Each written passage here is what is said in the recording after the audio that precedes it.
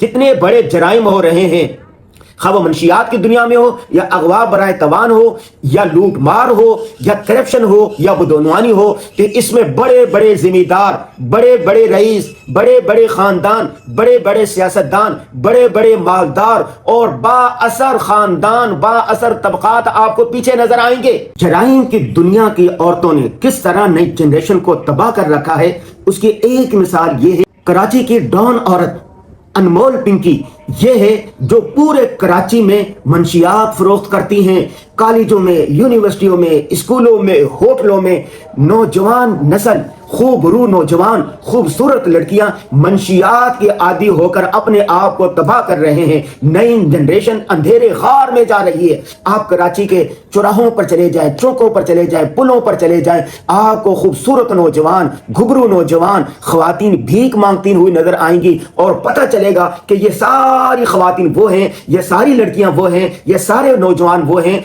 जो मुख्तलिफ मंशियात की लत में पड़कर अपने आप को तबाह कर चुके हैं, अपने दिमाग को तबाह कर चुके हैं, अपने जिस्म को तबाह कर चुके हैं और अपने खानदान को तबाह कर चुके हैं। आप जानते हैं ना कि नशे की लत ऐसी है, अल्लाह ना करे, अल्लाह ना करे, और किसी घर में किसी एक को भी लग जाए, वो खुद भी तबाह होता है और घर की जितनी दौलत होती है उसको भी लुटा देता है और उसके बाद चोरी, डकैती, फ्रॉड, झूठ, अगवा बराए तवान और खुदा जाने किन किन जराइम में मुब्तला हो जाता है। आपको याद होगा इमरान खान के दौर में होती थी फराह गुगी, उसने किस तरह सरमाया लूटा और आयाशाना जिंदगी गुजारी और बाहर ममालिक जाती थी पैसा लेके, फिर पाकिस्तान और खुदा जाने क्या कुछ किया। और उसके बाद आपको अयान अली भी याद होगा पीपल्स पार्टी के दौर में, जो कराची एयरपोर्ट पर पकड़ी गई, जो बेतहाशा दौलत लेके गैर कानूनी तरीके से बाहर मुंतकिल करती थी। और उसके बाद अभी ये अनमोल पिंकी आ गई है जो जराइम की दुनिया के अंदर, जो धड़ल्ले के साथ, जो बदमाशी के साथ ललकार रही है कानून नाफिज करने वाले इदारों को,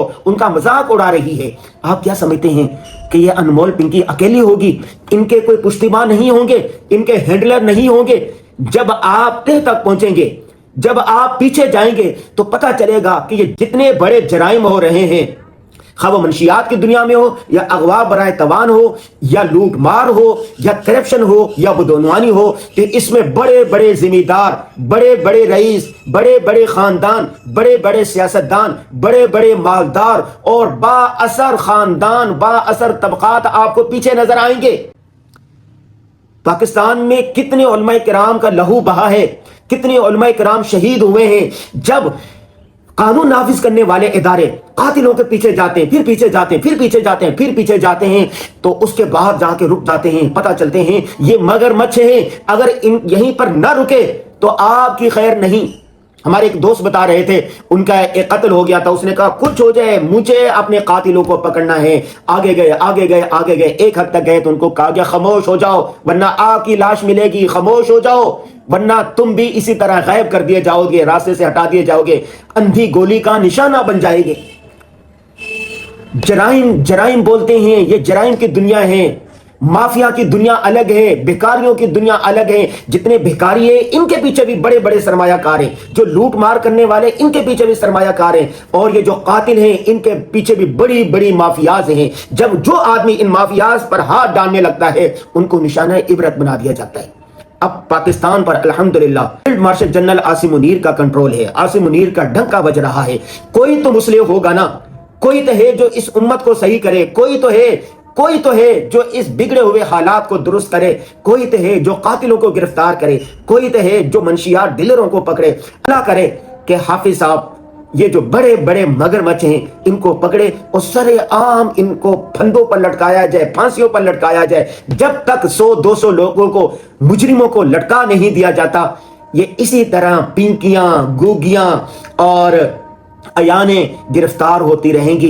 कुछ अरसे के बाद अब हाहाकार मचेगी, 2-4 दिन ये मीडिया में आएगा, उसके बाद खामोशी हो जाएगी और ये दनदनाती हुई पाकिस्तान से बाहर चली जाएगी और जितनी दौलत लूटी हुई है उनके साथ अयाशी करेगी। आप तारीख उठा के देख लें, निजाम अदल पर यह सवालिया निशान है। वो माशरे तबाह बर्बाद हो जाते हैं जहां से अदालतों को इंसाफ ना मिले। असल बात इंसाफ की है, जब इंसाफ मिलेगा, मुजरिम को सजा मिलेगी तो माशरे में अमन हो जाएगा।